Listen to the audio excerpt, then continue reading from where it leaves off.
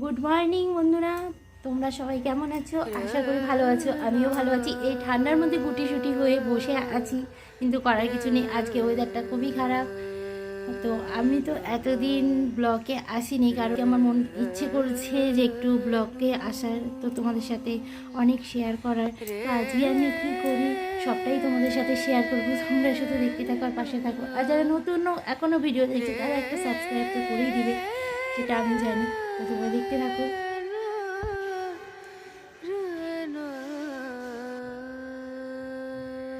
2023 গিয়ে আজকে 2024। তো সবাইকে হ্যাপি নিউ ইয়ার।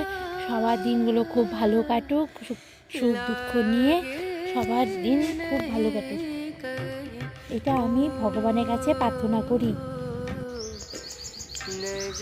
এই যে আমার নতুন গাছে ফুল ফুটেছে, এর আগেও দেখেছো একটা এরকমই ফুল ফুটেছিল, কিন্তু ওটা গোলাপি কালার ছিল, এটা রানী কালার। দেখো কি সুন্দর হয়েছে। কালকে একটু ছোট ছিল, কিন্তু আজকে একটু বড় হয়েছে। অবশ্য শীতকালে অত ভালো ফুল ফুটে না, তবুও হয়েছে কি সুন্দর। আমার তো মনে হচ্ছে ছিঁড়ে নেই, কিন্তু ছিঁড়তে পারছি না। গাছেই থাক, গাছের জিনিস গাছেই ভালো লাগে।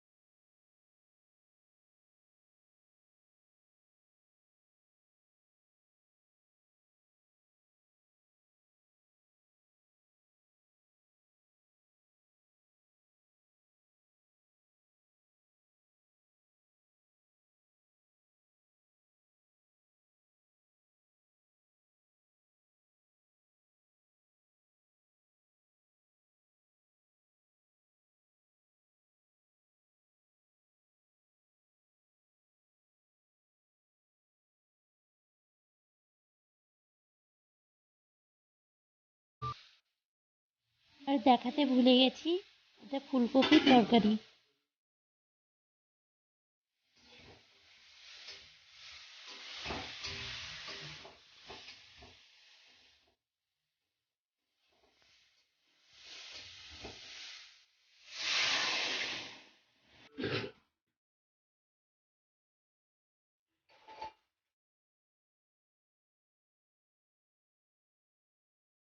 এবার মা মাছগুলো দিয়ে দিয়েছে ঝোলে, আর ভালো করে ফুটে গেলে একটু পরে নামিয়ে দিবে।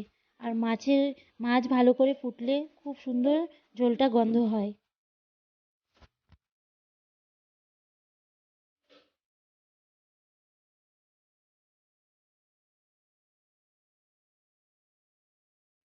মাংস রেডি। আমি রেসিপিটি দেখাইনি, কারণ সবাই নর্মাল মাংস কিভাবে রান্না করে সবাই জানে, সেজন্য আমি দেখাইনি।